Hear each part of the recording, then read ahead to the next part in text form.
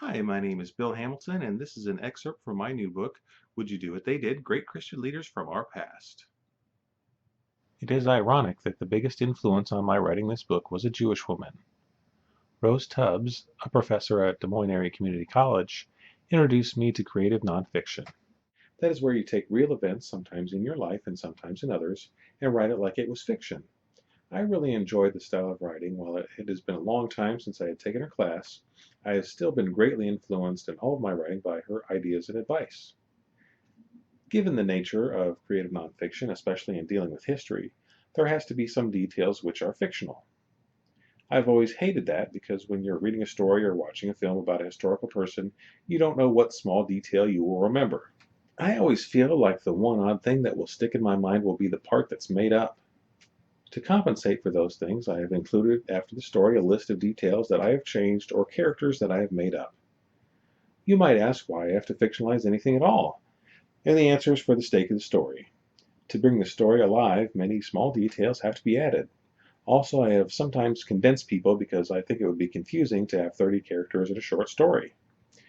Sometimes it is recorded that a person was with the main character, but no details are given about the other person in the conversation or event. For example, in the bio of Francis of Assisi, a book about him might say a brother was with Francis talking to him about birds. So I either had to make up a character or use an existing one. In Francis's case, I used Brother Leo, who was reported to be with Francis almost constantly. For Thomas Becket, I invented a friend who was originally a nameless companion when Becket fled England. He took over many other people's roles.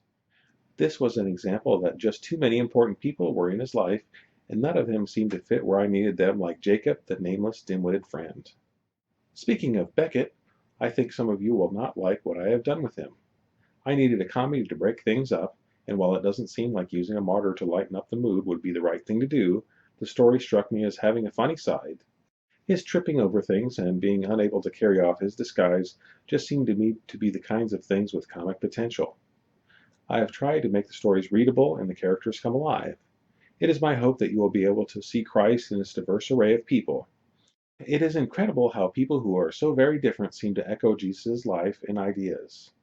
In the book, you have the story of Catholicism and Reformation, but mostly you have the story of people who lived and died in faith. I have tried to include the most famous Christians, but I have run out of room in my book, so hopefully I haven't left out anyone that you wanted to read about. I should also note that I believe that miraculous things could happen in the context of the Bible, but I have very serious doubts about anything miraculous outside of it. That may mean for some of you that I have not included a story that you liked, or have changed it slightly. I hope that I didn't disappoint any of you too much, but I have tried to write the truth, and I have to decide what to include based upon what I have decided the truth to be. I hope that you realize that this is subjective and would be different for anyone who wrote a book. I hope that when you read this book, you will learn a few things about Christian history. May God bless you, dear reader, and may you know the peace that is beyond all understanding in Jesus Christ.